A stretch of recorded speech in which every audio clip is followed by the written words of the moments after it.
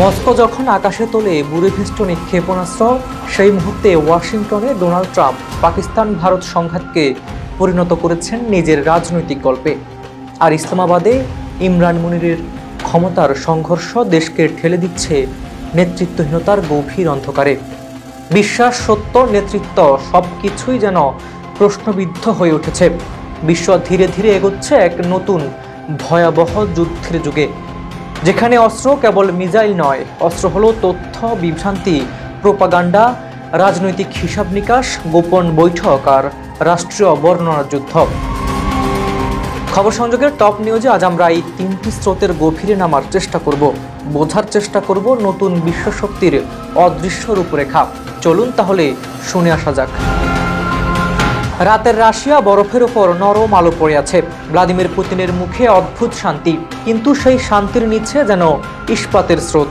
Saint পিটার্সবার্গের পরীক্ষা মঞ্চে আকাশের ভেতর দিয়ে দীর্ঘ ধোঁয়ার রেখা কাটতে কাটতে ছুটছে এক অদ্ভুত বস্তু, বুড়িভিস্টনিক, পৃথিবীর অন্যতম রহস্যময় ক্রুজ ক্ষেপণাস্ত্র। একটি ক্ষুদ্র ব্রিফিং রুমে পুতিন দাঁড়িয়ে আছেন, সামনে বিজ্ঞানী, প্রকৌশলী, সেনা জেনারেলরা।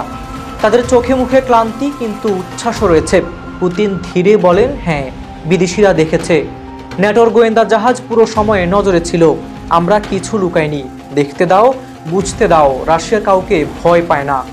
ডায়লগটা শেষ হতেই কেটে যায় সমুদ্র দৃশ্যে। একটি ন্যাটো স্পাইশিপ নীরব, ধূসর, চোখ ধাঁধানো রাডার ঘুরছে। আকাশে ভেসে থাকা বুড়িভিস্টনিক 14,000 কিলোমিটার পার করে 15 ঘন্টা উড়ে যেন পৃথিবীর ওপর দিয়ে ছায়া টেনে চলে যায়। বিশ্বের সামরিক বিশ্লেষকরা তখনই বুঝে যায় এটা শুধুই পরীক্ষামূলক ক্ষেপণাস্ত্র নয়, এটা একটি বার্তা। রাশিয়া বলছে আমরা প্রস্তুত। সেই মুহূর্তে মস্কো আর ওয়াশিংটনের মধ্যে উত্তেজনা টকবক করে ফুটেছে। ওদিকে আটলান্টিকের ওপারে ডোনাল্ড ট্রাম্প মায়ামির স্টেজে দাঁড়িয়ে, আলো, ক্যামেরা, প্লাস সবকিছুই যেন তার নিজস্ব রাজ্যের মতো। তিনি মাইকে হঠাৎ বলে বসেন, ভারত আর পাকিস্তান, ওরা তখন যুদ্ধ করতে ব্যস্ত। 7টা না, আসলে 8টা বিমান ভূপতিত হয়েছিল। সারা হল গম গম করে ওঠে, কারো মুখে অবাক হাসি, কারো মুখে সংশয়। ট্রাম্প থামেন না। আমি বলেছিলাম ওরা যদি যুদ্ধ করে আমি বাণিজ্য করব না। পরের দিনই ফোন, ওরা শান্তি করলো। দেখুন, দারুণ না? তার কথায় আত্মবিশ্বাস আছে, কিন্তু তথ্য সত্যতা নিয়ে বিশাল প্রশ্নচিহ্ন। ভারত আগে অস্বীকার করেছে, পাকিস্তান আবার বলছে 7টা ভারতীয় যুদ্ধ বিমান ধ্বংস করা হয়েছে। ভূরাজনৈতিক বাস্তবতা হলো, দিল্লি ইসলামাবাদ সংঘাতকে ট্রাম্পের নিজের রাজনৈতিক নাটকে সাজিয়ে উপস্থাপন করেছেন, কিন্তু তার মন্তব্য তখনও দক্ষিণ এশিয়ার রাজনীতির আগুনে ঘি ঢেলে দিচ্ছে। ইমরান খানের কারাবন্দি সেল, দেয়ালের উপরে ঝুলে থাকা মৃত আলো তার মুখে ছায়া ফেলে, হাতে একটি কলম, সামনে কাগজ। তিনি লিখতে শুরু করেন এক বিস্ফোরক বিবৃতি। অসীম মুনির পাকিস্তানের ইতিহাসের সবচেয়ে নির্মম এক নায়ক, মানসিকভাবে অস্থির, ক্ষমতায় নেশায় অন্ধ। তার কণ্ঠে জ্বালা কিন্তু দৃঢ়তা অটুট। ইমরান জানান নির্যাতন চলছে, নিরাপত্তা বাহিনী গুলি চালিয়েছে, তার স্ত্রীকে একাকী বন্দিত্বে রাখা হয়েছে। তিনি গর্জে ওঠেন, দাসত্বের চেয়ে মৃত্যু শ্রেয়, আমরা মাথা নত করব না। ওদিকে আইএসআই প্রধান থেকে সেনা প্রধান হওয়া জেনারেল মুনির দেশের সব ক্ষমতা হাতে কেন্দ্রীভূত করেছেন। ইমরানের দল পিটিআই বলেছে এটা সামরিক রাষ্ট্র, নির্বাচনী ম্যান্ডেট নয়, বন্দুকের ম্যান্ডেট। ইসলামাবাদের অন্ধকার রাতে এই দুই শক্তিধর মানুষের সংঘর্ষ পাকিস্তানকে ঠেলে দিচ্ছে অজানা ভবিষ্যতের দিকে।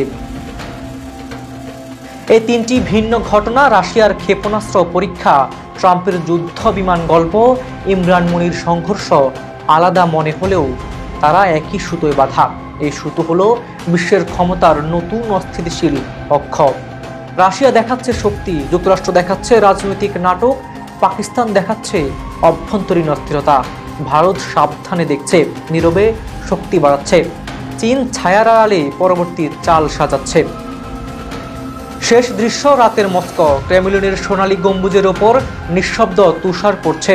এক দূরবর্তী মহাদেশে ইসলামাবাদের অন্ধকার কারাগার ঘরে ইমরানের চোখ খোলা, আর এদিকে মায়ামির স্টেজে ট্রাম্পের আলো ঝলমলে বক্তব্য। 3 স্থানের 3 মানুষ, 3 ধরনের ক্ষমতা, কিন্তু বিশ্বকে নাড়িয়ে দেওয়ার ক্ষমতা তাদের সবারই আছে। তাদের সিদ্ধান্ত, তাদের রাগ কখনো ক্ষেপণাস্ত্র ছুড়বে, কখনো শান্তি দেবে। কখনো একটি দেশের ভেতরে গৃহযুদ্ধের মতো পরিস্থিতি তৈরি করবে। বিশ্বের মানচিত্র যেন আবার কাঁপতে শুরু করেছে। পেছনে একটাই প্রশ্ন, এই অশান্ত ত্রিভুজের মাঝখানে কি নতুন সংঘাত জন্ম দিতে যাচ্ছে, নাকি এগুলো কেবল আসন্ন ঝড়ের পূর্বাভাস? রাত যত গভীর হয় পৃথিবীর সীমানা যেন তত অস্পষ্ট হয়ে ওঠে। ক্ষমতার আলো অন্ধকার মিলেমিশে এক অদ্ভুত রং তৈরি করে, যা কখনো রক্তের, কখনো ধোঁয়ার, কখনো নিঃশব্দ আতঙ্কের। এই গল্পের তিনটি কেন্দ্র, মস্কো, ওয়াশিংটন আর ইসলামাবাদ, আসলে তিনটি আলাদা শহর নয়। এগুলো পৃথিবীর তিনটি স্নায়ু, যেগুলো আজ এমনভাবে টান টান হয়ে আছে যে সামান্য ভুলেই ভেঙে যেতে পারে বহু বছরের ভারসাম্য।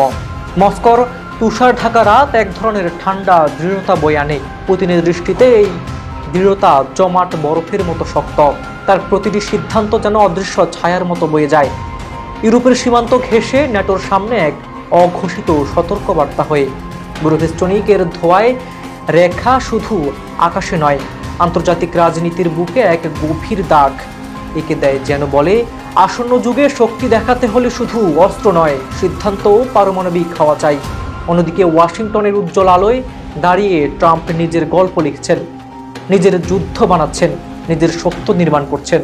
তিনি যা বলেন তা হয়তো ঘটেনি, কিন্তু রাজনৈতিক বাস্তবতায় তাই হয়ে ওঠে আলোচনার কেন্দ্রবিন্দু।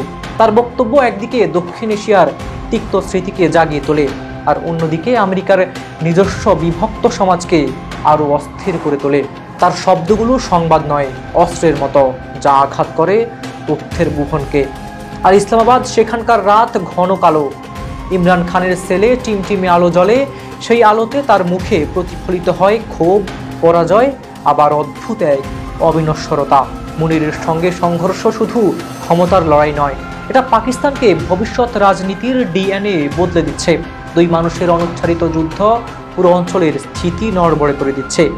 জাতি যেন শ্বাস বন্ধ করে অপেক্ষা করছে এই টানাপোড়েন শেষ পর্যন্ত কোথায় গিয়ে থামবে। এই তিন অক্ষ রাশিয়ার শক্তি, আমেরিকার রাজনৈতিক নাটক, পাকিস্তানের অভ্যন্তরীণ অস্থিরতা একটি বৃহৎ অদৃশ্য ত্রিভুজ তৈরি করেছে। ত্রিভুজটি নড়াচড়া করছে, কাঁপছে, প্রসারিত হচ্ছে। তার ভেতরে আটকে আছে দক্ষিণ এশিয়া, মধ্যপ্রাচ্য, ইউরোপ, এমনকি পুরো বৈশ্বিক নিরাপত্তা সমীকরণ। সুপ্রিয় দর্শক, খবর সংযোগের টপ নিউজ আপনাদের কেমন লাগছে কমেন্টে জানাবেন। আমাদের ভিডিওগুলো লাইক, কমেন্ট ও শেয়ার করবেন। আমাদের চ্যানেলটি সাবস্ক্রাইব করে রাখুন। আর আমাদের অনুষ্ঠানগুলো আপনারা কোন দেশ, কোন শহর, কোন বিভাগ এবং কোন জেলা উপজেলা থেকে দেখছেন সেগুলো অবশ্যই আমাদের কমেন্টে জানিয়ে দিন। আজ এখানেই বিদায় নিচ্ছি। কাজল হায়দারের রিপোর্টে হাবিবুর রহমান নিশান, খবর সংযোগ।